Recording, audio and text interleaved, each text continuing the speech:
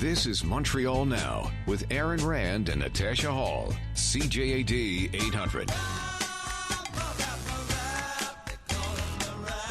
All right, that is James MENNIE. He's over at the Montreal Gazette. So, Jim, I guess we can start with this situation, which I'm not fully aware of. You mentioned, has the Bloc painted the Trudeau government into a Bill 96 corner? What's the latest here?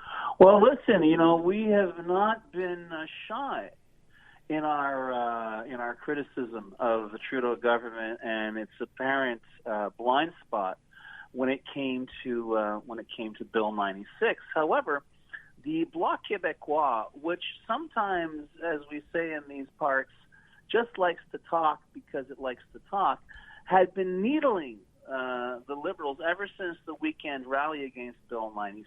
They were saying yesterday it's completely inadmissible, unacceptable that Liberal MPs participated in this protest march. It seems the message the Liberals seem to be sending is that French is not in danger and there's no reason to protect it and so on. And essentially what I loved was their punchline was like, you have no business being there because our party ends with word Québécois, I guess, and you're not allowed in our province even though you guys might be Quebec MPs. Well, anyway, the pushback today was not just commiserate. It was downright hard. We had the House Leader, Liberal House Leader, Pablo Rodriguez, basically accusing the Bloc Québécois, I think quite justifiably so, of going over the top, suggesting that, these are Quebec MPs. They can go where they want. And frankly, we've made it clear we want to protect language rights in English language rights in Quebec, French language rights elsewhere in Canada. Some might raise their eyebrows at that suggestion. But things began to get a little more heated. And in fact, we had Mark Miller, who's the minister responsible for First Nations relations with the federal government, basically saying that, busting the Anglophone community and the First Nations community in Quebec is not the way that you promote French in Quebec. Mm-hmm.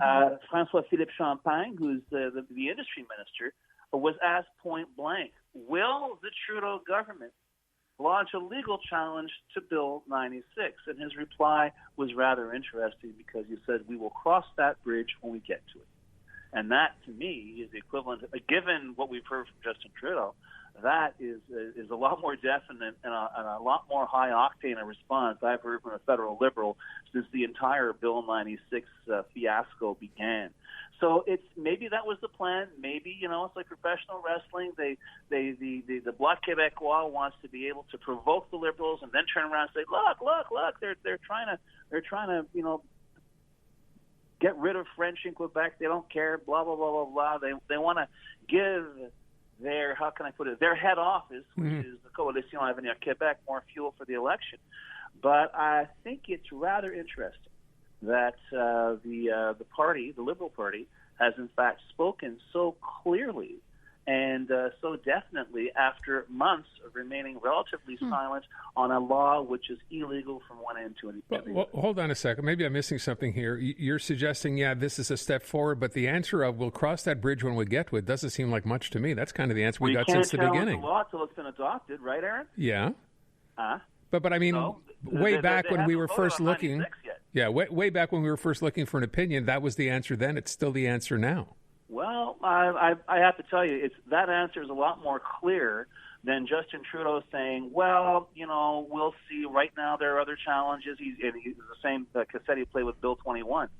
I don't know. I just get the impression that maybe they're starting to wake up to the fact that a lot of people, not just in Quebec, but in the rest of the country as well, are getting a little fed up with federal politicians of any stripe deciding to duct tape their mouths over whenever it seems it might be politically inconvenient for them to say, defend fundamental rights that are contained not only in the Canadian Charter but in the Quebec Charter. Fair enough. So that's why I mention it. Okay. But then, I mean, what would they be able to do? Because in terms of jurisdiction. Well, when you basically pass a law that is illegal and violates the Canadian Charter of Rights, the Trudeau government could refer Bill 96 to the Supreme Court to see if it's in fact constitutional. And if they want to turn around and if they want to say, we'll invoke the notwithstanding clause, that's on you. That's the fault politicians who date from the days of Trudeau the Elder, who decided that the only way we can get this Constitution and these rights adopted in this country is to make a deal with the devil that basically says Charter of Rights, Canadian Charter of Rights, void were prohibited by law. That is exactly the situation with our Charter of Rights, which is something of a mockery of our Charter of Rights. But listen, that's where we are. Okay. But whenever I hear somebody actually stand up, a politician, especially a federal politician, stand up and talk about fundamental rights and say that, you know, maybe it's something we shouldn't be messing with, I like to think that's a tiny, you know, pinpoint, molecule-sized piece of light at the end of the tunnel. All right, let me talk provincially here. A couple of things. Number one, did I get this right? Francois Legault now talking about the fact that, you know, that $500 he sent out, if we need a little more to combat higher gas prices, I'm not averse to doing that. Well, yeah, I mean, this is the thing, right? And more than once I've referred to him as mon oncle Francois on this show, but he reminds me of this uncle I used to have when I was a little guy. You know, he had this big wad of bills in his pocket. Whenever my parents would give me, like, my 50 cents or my 75 cents allowance, he'd take this wad of money out and pull off a couple of ones, right? That's how long ago this was. You pull off a couple of ones, say, yeah, go out and get yourself some comic books. Well, this is the same thing. He did this, cost of living's gone up, and back then it was 5.7. Now last month it was at 6.8. Yes, I'll send you all a check. If you're making less than $100K, I'll send you all a check for $500. And many people just turned around and says, I think I'll donate that to charity because $500 is going to help me like a hole in the head. Well, yesterday he was asked about this PQ plan. I don't know if you heard about that. They want to impose, using the might of the provincial government, to impose a maximum gas pump price of $1.60 a liter. Right. I don't know if they mentioned, you know, free unicorn with every other fill-up, but that was their plan, okay? So he's asked about this. Legault's asked about this, and he goes, wow, you know, can't do that. It's ridiculous. But, you know, and plus, to a certain extent, it would be counterproductive. We want people to wean off of SUVs, and that's true. Despite their ecological snobbery, Quebecers are, in fact, the biggest lovers of gas guzzlers in the country. But he figured, well, you know, we might try to offset that. It won't be like $500. We'll try and offset, you know, the increase in the price of gas. So, you know, mon oncle is like my actual mon oncle, and he's peeling off a few bills every now and then. Talk about old school politics. You know, I mean, it's basically, I got a problem. Here's a few bucks. Go out and buy yourself some comic books. So there we are. But this is the level, I guess, of campaigning and basically fiscal planning that we're seeing in Quebec. You got a problem? Here's a few hundred. I'll tide you over till next week. Yeah, so as you say, giving you your own money back just in smaller increments. Oh, yeah, I guess, by the way, that's the punchline, right? It's all our money. It's our own money. And who knows, down the road, they may say, well, we can't deal with this social program because we were too busy giving people back their own money. Right. Last thing I did want to mention, you say there's a new Legault survey coming out. Are you expecting things to kind of go south for the CAQ? I don't know when it's going to come out, but here's the thing. What I did, I was looking at some of the older polls, and this is the time of month they usually do their surveying, okay? It's usually mid-month. And it would be fascinating between Bill 96 and the economy and the fact that the business community of Quebec seems to be lining up against Francois Legault's pig-headed refusal to increase immigration levels, whether or not that's going to affect the level and more his level of support. And more importantly, I'd love to see, and I will see, obviously, when Legault drops their poll, they're doing one a month now, between now and Election Day, on what the questions are.